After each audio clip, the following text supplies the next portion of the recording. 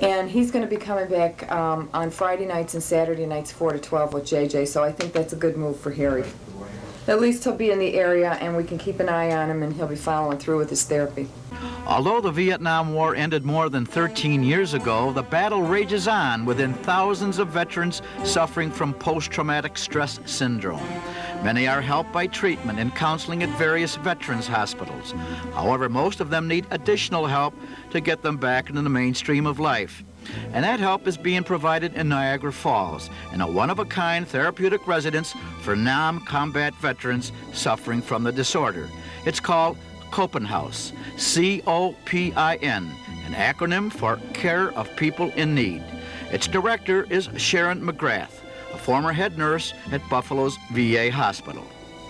The residents can handle 15 in-house at a time, and they come from all over.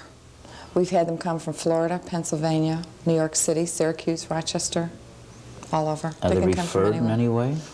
They're referred from private agencies. They're referred from the Buffalo VA, from Canandaigua VA. We have 5 bedrooms, okay? We have a 2-man room, a 3-man room, 4-man room, so on, which is the upper deck of the house. The interesting thing is everybody tries to work together. Just, I think when you go through the house and you see the cleanliness, you can see the duty roster posted. The fellas do an excellent job. It's their house. And I think once they get acclimated and realize it's theirs, that makes a tremendous difference to them. A lot of them are very goal-oriented. Just by them sitting around, having each meal together, lots of times we may sit out in the dining room and get into a big discussion that'll last a couple hours. How is Copin House funded? We have a government contract and we have 3 county contracts. We can receive residents from Erie, Orleans, and Niagara County. What are the main problems your clients face, and how are they being helped here? A good deal of the residents that come to Copin have been through the VA program, which is a 45-day program on post-traumatic stress. They then come to us so that they can get acclimated back into the community. They face unemployment, they face medical problems, psychological problems that involves the entire family. Just a multitude, a lot of court problems, a lot of them are on probation, parole. Schooling problems, some of them have gone back and gotten their GEDs. Just a multitude of problems, multitude.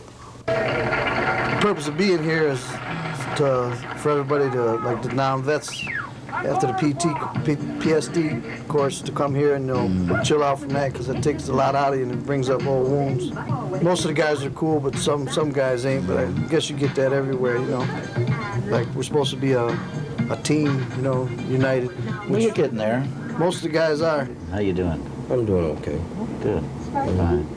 Don't know quite all the rules and regulations yet, but I'm getting there. How long would a resident stay here? 60 to 90 days usually. And then what? Sometimes more. At that point, usually, if they're from out of town, we try and link them up with a service in their area. If they are from around here, they generally go back to the family.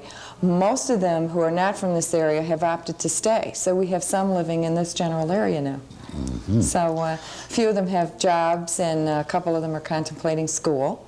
I understand your program also involves women. Can you explain that, please? We have wives, we have mothers, we have girlfriends. Absolutely. Well, what are their problems? I think when a veteran is diagnosed as post-traumatic stress, they've had this problem since Vietnam. Then you have the entire family involved, because it does affect the wife, it does affect the children. So now you have more problems than you thought you were ever going to have, because you do have to get this family involved in treatment. A lot of the women suffer depression. A lot of them can't understand the husband's behavior. Once they get involved in group and they start working with Dr. Bazinet, they give each other support. They do an awful lot of education. In other words, it's not a coffee clutch. They work very, very hard. The only real frustrating thing to me at this point is the lack of communication, continually stretching to try to communicate with this person who is just so shut off. Yeah. Before I came here, my mother and everybody doesn't understand what my husband's going through. And they kept telling me, why don't you just leave him? That's not going to solve anything. Coming here, they help. My husband and I have separated since I came here. People ask me why I still come, because we are not together, but I come here for me because these ladies all know my pain. They've all felt my pain, and they're all here to support me and help me through the pain of my separation. Right now, the vets' issues aren't even getting addressed, let alone the wives and the children, you know. So those families out there who do have children of Vietnam veterans, I think they really need to get some professional help for those kids, because it's like their fathers are there in body only. It's like the lights are on and nobody's home inside. If anyone in our viewing audience is in need of help, what would you advise? I would advise them to pick up the phone and call. They can call the outreach center, they can call the mental health clinic, they can call Copin House, and hopefully we can steer them in the right direction.